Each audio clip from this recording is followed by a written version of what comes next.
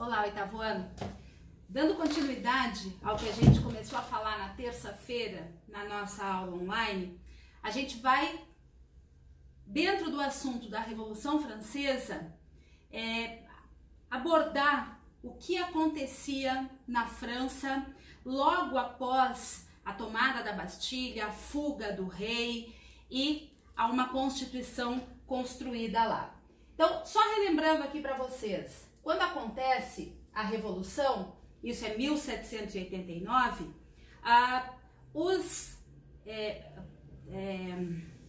os representantes do Terceiro Estado, eles se colocam em Assembleia Constituinte, eles elaboram a Declaração de Direitos do Homem e do Cidadão.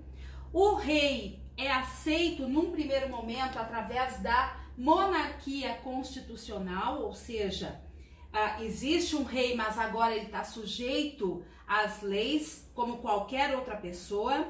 Vêm os princípios igualitários que as ideias iluministas influenciaram. Enfim, estava tudo correndo, embora a crise econômica permanecesse.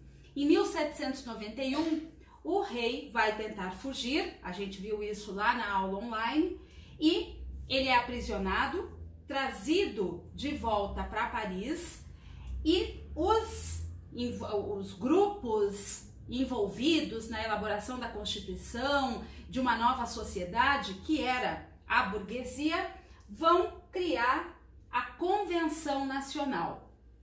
Então, esse período agora é um período republicano, é a república que vai ser colocada em prática aqui na França. Nessa república, os grupos políticos aparecem e eles são muito importantes nesse momento, porque são eles que vão direcionar a postura política, social e até mesmo econômica que a França vai ter nesse momento.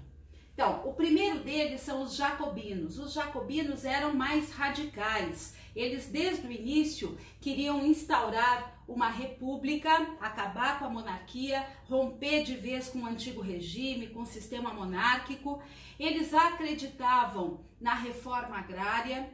Eles tinham como objetivo uma sociedade mais igualitária aos moldes das ideias do Rousseau, que vocês vão ter que dar uma retornada lá nas aulas anteriores para lembrar o que ele dizia.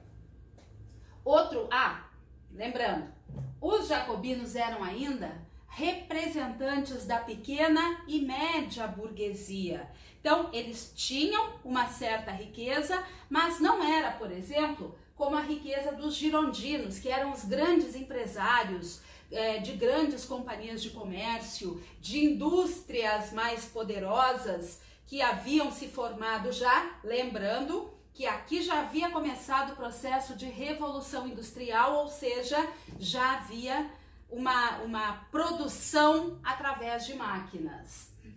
A alta burguesia, que representava os girondinos, para elas, quando eles tomaram o poder, quando acabaram com os privilégios do primeiro e segundo estado, para eles ali já podia terminar a revolução. Já estava bom, eles chegaram aonde eles queriam, que era o poder, que era o governo da França. Mas outros grupos queriam ir além.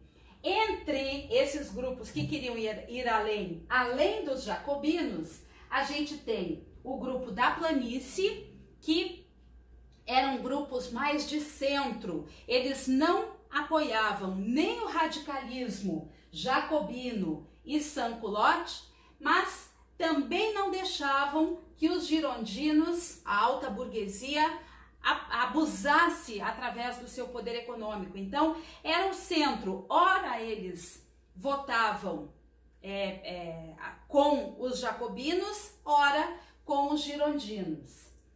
Os sans-culottes eram grupos que representavam os trabalhadores da cidade, os operários, os artesãos, os pequenos comerciantes. Então, esse grupo aqui também queria mudanças radicais e uma participação política maior. Os cordeliers, eles eram ligados aos sans-culottes também, mas eles eram mais radicais. Eles seriam a ala mais radical aqui dos jacobinos. Eles queriam reforma agrária, queriam uma maior participação política do povo. Eles querem mudanças que realmente transformassem a França num país de sociedade igualitária. Certo? Em 1793, os jacobinos conseguem articular e, dentro da convenção, condenar o rei Luís XVI e a esposa Maria Antonieta à guilhotina. A partir daí, vai iniciar a chamada fase do terror. Por quê? Porque a guilhotina vai ser indiscriminadamente utilizada. Eles criam o Comitê de Salvação Pública, que era um grupo, né, que procurava traidores. Então, qualquer pessoa suspeita de trair a revolução e os princípios revolucionários era condenada à guilhotina. Foi um mar de sangue. As ruas de Paris e outras cidades viraram um mar de sangue. Muitas pessoas foram condenadas nesse período, tanto que ele ganhou esse apelido, a fase do terror. Essa fase foi liderada pelos jacobinos. O chefe do governo, o chefe da convenção, aquele que dominava mais, era o Robespierre. E mesmo as pessoas do grupo dele, ligados ou ao pântano, ou aos jacobinos, ou aos sans-culottes, eles acabavam sendo condenados também à guilhotina. Mas, ao mesmo tempo, essa fase, ela teve coisas interessantes e coisas benéficas e modernas para a época. Eu coloquei aqui, algumas medidas do governo da convenção. Por exemplo, o sufrágio universal masculino, ou seja, o voto universal. Todos os homens tinham direito a voto. Mulher não tinha direito naquela época, então não adianta nem exigir mais do que eles podiam para o período. Eles também confiscaram terras da nobreza e redistribuíram aos camponeses.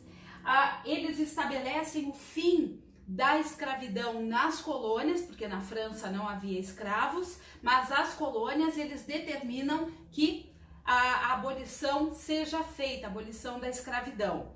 Outras medidas, como distribuição gratuita de trigo nas cidades, também eram executadas.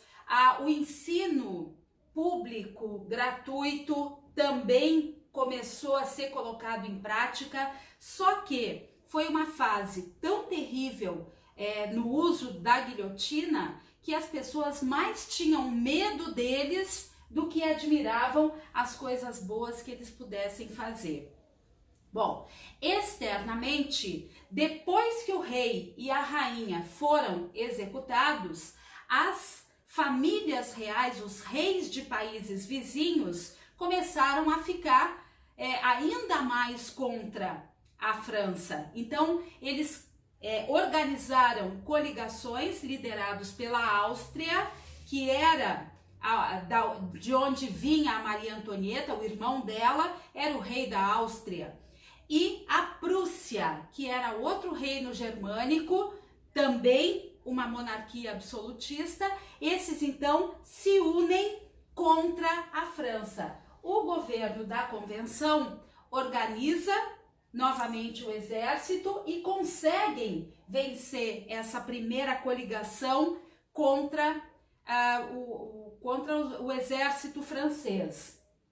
Bom, ela não seria a única, né? A partir de agora, muitas batalhas vão ser travadas, os países não vão deixar barato essa revolução que condenou à morte uma família real, fosse ela absolutista ou não. Então, a França não vai ter paz para conseguir a sua reconstrução, pelo menos nessa primeira década após a Revolução, a queda da Bastilha de 1789.